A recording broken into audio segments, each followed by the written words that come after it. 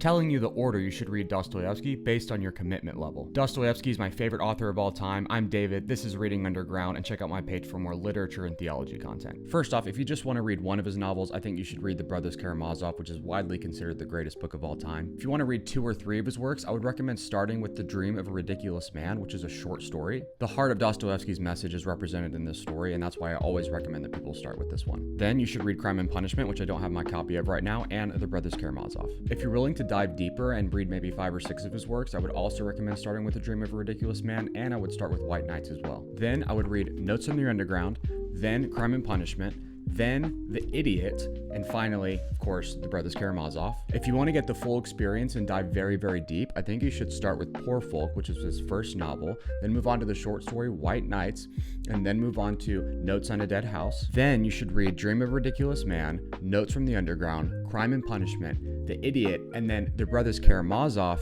and then Demons. Now finally, if you are crazy like me and you want to learn everything that you possibly can about Dostoevsky and enjoy everything that he ever wrote, start with Poor Folk, then The Double, then The Gambler, then White Nights, then his unfinished novel Natachka Nizvanova, then Notes on a Dead House, then Dream of a Ridiculous Man, then Notes from the Underground, Crime and Punishment, Gentle Creature, Idiot, The Brothers Karamazov, Demons, and then for a fun afterword, Bobak. After that, you should read all of Joseph Frank's 2,000-page biography commentary on Dostoevsky's life and works. Dostoevsky's life reads like one of his stories. This is one of the best and most entertaining, most educational things I've ever read in my entire life. I read it through in a year, and I'll never be the same. However, be careful because after reading these, you'll be upset at all the things you see people saying about Dostoevsky online.